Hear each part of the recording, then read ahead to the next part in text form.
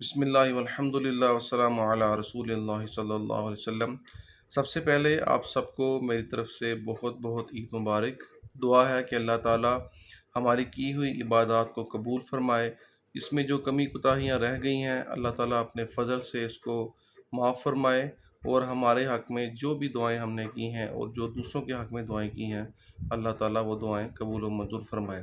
دو تین گزارشات ہیں۔ سب سے پہلا یہ کہ جو چاند رات ہے یہ عبادت کی رات ہے، جیسے اسلام میں لیلۃ القدر ایک عبادت کی رات ہے، جیسے شب برات ایک عبادت کی رات ہے، اس طرح دونوں عیدین کی جو راتیں ہیں وہ عبادت کی راتیں ہیں، اور اسلام میں اس کی بہت زیادہ اہمیت ہے۔ آپ نبی صلی اللہ علیہ وسلم کی احادیث اس کے بارے میں گوگل سے دیکھ کے کنسلٹ کر سکتے ہیں کہ نبی صلی اللہ علیہ وسلم نے اس رات کو عبادت کرنے کی بڑی فضیلت بتائی ہے۔ تو آپ سے ریکویسٹ ہے کہ آپ اس رات کو عبادت میں گزاریں۔ اگر ساری رات عبادت نہیں کر سکتے تو کم از کم جس قدر آپ عبادت کر سکتے ہیں وہ عبادت کریں۔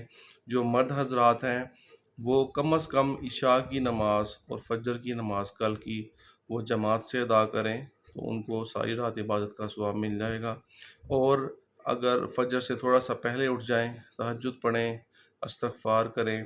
آج کی رات بیسیکلی اللہ سے اپنی عیدی وصول کرنے کی رات ہے۔ اللہ سے جو ہم نے عبادات کی ہیں اس کا معاوضہ وصول کرنے کی رات ہے، اور اگر اس رات کو ہم گلچھڑوں میں اڑا دیں گے، کٹنگ کروانے میں، جوتیاں خریدنے میں، مہندیاں لگانے میں، تو یہ کوئی مناسب طریقہ نہیں ہے۔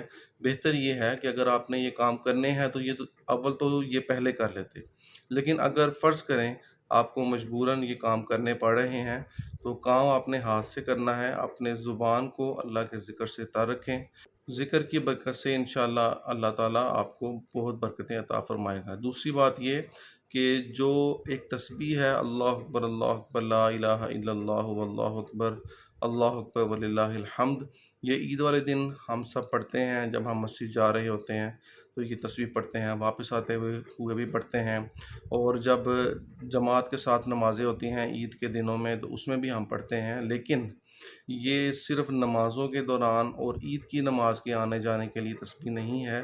اگر آپ اس کو دیکھیں گے اور اس کے بارے میں پڑھیں گے تو بیسیکلی یہ عید کے دن کی تسبیح ہے۔